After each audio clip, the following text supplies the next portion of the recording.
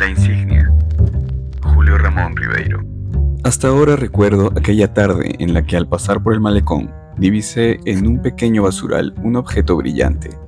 Con una curiosidad muy explicable en mi temperamento de coleccionista, me agaché y después de recogerlo lo froté contra la manga de mi saco. Así pude observar que se trataba de una menuda insignia de plata, atravesada por unos signos que en ese momento me parecieron incomprensibles. Me la eché al bolsillo y sin darle mayor importancia al asunto regresé a mi casa. No puedo precisar cuánto tiempo estuvo guardada en aquel traje, que por lo demás era un traje que usaba poco. Solo recuerdo que en una oportunidad lo mandé lavar, y con gran sorpresa mía, cuando el dependiente me lo devolvió limpio, me entregó una cajita diciéndome: «Esto debe ser suyo, pues lo he encontrado en su bolsillo».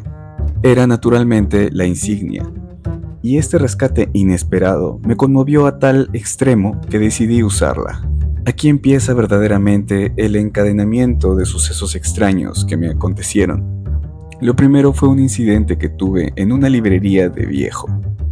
Me hallaba repasando añejas encuadernaciones cuando el patrón, que desde hacía rato me observaba desde el ángulo más oscuro de su librería, se me acercó y, con un tono de complicidad, entre guiños y muecas convencionales, me dijo: «Aquí tenemos algunos libros de Pfeiffer». Yo lo quedé mirando intrigado, porque no había preguntado por dicho autor, el cual, por lo demás, aunque mis conocimientos de literatura no son muy amplios, me era enteramente desconocido. Y acto seguido añadió: «Pfeiffer estuvo en Pilsen». Como yo no saliera de mi estupor, el librero terminó con un tono de revelación, de confidencia definitiva. «Debes saber que lo mataron». «Sí, lo mataron de un bastonazo, en la estación de Praga». Y dicho esto, se retiró hacia el ángulo de donde había surgido y permaneció en el más profundo silencio. Yo seguí revisando algunos volúmenes maquinalmente, pero mi pensamiento se hallaba preocupado en las palabras enigmáticas del librero. Después de comprar un librito de mecánica, salí, desconcertado del negocio. Durante algún tiempo estuve razonando sobre el significado de dicho incidente, pero como no pude solucionarlo, acabé por olvidarme de él. Más pronto, un nuevo acontecimiento me alarmó sobremanera. Caminaba por una plaza de los suburbios, cuando un hombre menudo, de faz hepática y angulosa, me abordó intempestivamente y antes de que yo pudiera reaccionar, me dejó una tarjeta entre las manos, desapareciendo sin pronunciar palabra. La tarjeta, en cartulina blanca, solo tenía una dirección y una cita que rezaba: «Segunda sesión, martes 4». Como es de suponer, el martes 4 me dirigí a la numeración indicada. Ya por los alrededores me encontré con varios sujetos extraños que me rodeaban y que, por una coincidencia que me sorprendió, tenían una insignia igual a la mía. Me introduje en el círculo y noté que todos me estrechaban la mano con gran familiaridad. Enseguida ingresamos a la casa señalada y en una habitación grande tomamos asiento. Un señor de aspecto grave emergió tras un cortinaje y, desde un estrado, después de saludarnos, empezó a hablar interminablemente. No sé precisamente sobre qué versó la conferencia, ni si aquella era efectivamente una conferencia. Los recuerdos de niñez anduvieron hilvanados con las más agudas especulaciones filosóficas, y a unas digresiones sobre el cultivo de la remolacha fue aplicado el mismo método expositivo que a la organización del Estado. Recuerdo que finalizó pintando unas rayas rojas en una pizarra, con una tiza que extrajo de su bolsillo. Cuando hubo terminado, todos se levantaron y comenzaron a retirarse, comentando entusiasmados el buen éxito de la charla. Yo, por condescendencia, sumé mis elogios a los suyos, mas en el momento en que me disponía a cruzar el umbral, el disertante me pasó la voz con una interjección, y al volverme me hizo una seña para que me acercara. «¿Es usted nuevo, verdad?», me interrogó, un poco desconfiado. «Sí», respondí, después de vacilar un rato, pues me sorprendió que hubiera podido identificarme entre tanta concurrencia. «Tengo poco tiempo». «¿Y quién lo introdujo?». Me acordé de la librería, con gran suerte de mi parte. Estaba en la librería de la calle Amargura, cuando el... «¿Quién? ¿Martín?». «Sí, Martín. Ah, es un gran colaborador nuestro. Yo soy un viejo cliente suyo. ¿Y de qué hablaron? Bueno, de Pfeiffer. ¿Qué le dijo? Que había estado en Pilsen. En verdad, yo no lo sabía. ¿No lo sabía? No, repliqué con la mayor tranquilidad. ¿Y no sabía tampoco que lo mataron de un bastonazo en la estación de Praga? Eso también me lo dijo. Ah, fue una cosa espantosa para nosotros. En efecto, confirmé, fue una pérdida irreparable. Mantuvimos luego una charla ambigua y ocasional, llena de confidencias imprevistas y de alusiones superficiales, como la que sostienen dos personas extrañas que viajan accidentalmente en el mismo asiento de un ómnibus.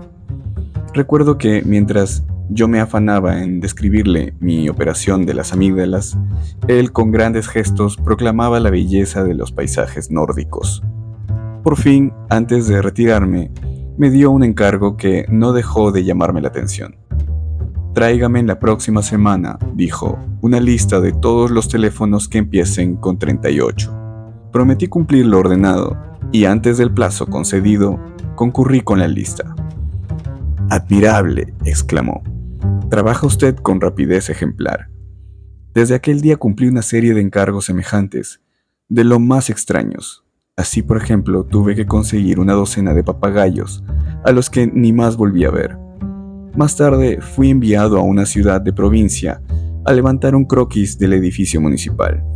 Recuerdo que también me ocupé de arrojar cáscaras de plátano en la puerta de algunas residencias escrupulosamente señaladas, de escribir un artículo sobre los cuerpos celestes que nunca vi publicado, de adiestrar a un mono en gestos parlamentarios y aún de cumplir ciertas misiones confidenciales, como llevar cartas que jamás leí o espiar a mujeres exóticas, que generalmente desaparecían sin dejar rastros. De este modo, poco a poco, fui ganando cierta consideración. Al cabo de un año, en una ceremonia emocionante, fui elevado de rango. «Ha ascendido usted un grado», me dijo el superior de nuestro círculo, abrazándome efusivamente. Tuve entonces que pronunciar una breve alocución, en la que me referí en términos vagos a nuestra tarea común, no obstante lo cual, fui aclamado con estrépito. En mi casa, sin embargo, la situación era confusa. No comprendían mis desapariciones imprevistas, mis actos rodeados de misterio, y las veces que me interrogaron, evadí las respuestas, porque en realidad no encontraba una satisfactoria. Algunos parientes me recomendaron incluso que me hiciera revisar por un alienista, pues mi conducta no era precisamente la de un hombre sensato. Sobre todo recuerdo haberlos intrigado mucho un día que me sorprendieron fabricando una gruesa de bigotes postizos, pues había recibido dicho encargo de mi jefe.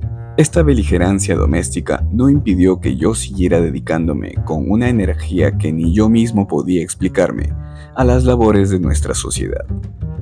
Pronto fui relator, tesorero, adjunto de conferencias, asesor administrativo, y conforme me iba sumiendo en el seno de la organización, aumentaba mi desconcierto, no sabiendo si me hallaba en una secta religiosa o en una agrupación de fabricantes de paños. A los 3 años me enviaron al extranjero. Fue un viaje de lo más intrigante. No tenía ni un céntimo, sin embargo, los barcos me brindaban sus camarotes. En los puertos había siempre alguien que me recibía y me prodigaba atención, y los hoteles me obsequiaban sus comodidades sin exigirme nada. Así me vinculé con otros cofrades, aprendí lenguas foráneas, pronuncié conferencias, inauguré filiales a nuestra agrupación y vi cómo extendía la insignia de plata por todos los confines del continente. Cuando regresé después de un año de intensa experiencia humana, estaba tan desconcertado como cuando ingresé a la librería de Martín. Han pasado 10 años. Por mis propios méritos he sido designado presidente. Uso una toga orlada de púrpura, con la que aparezco en los grandes ceremoniales. Los afiliados me tratan de vuecencia. Tengo una renta de $5,000, casas en los balnearios, sirvientes con librea que me respetan y me temen, y hasta una mujer encantadora que viene a mí por las noches sin que yo la llame.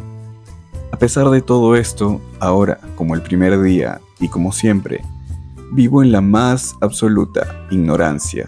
Y si alguien me preguntara cuál es el sentido de nuestra organización, yo no sabría qué responderle. A lo más me limitaría a pintar rayas rojas en una pizarra negra, esperando, confiado, los resultados que produce en la mente humana toda explicación que se funda inexorablemente en la cábala.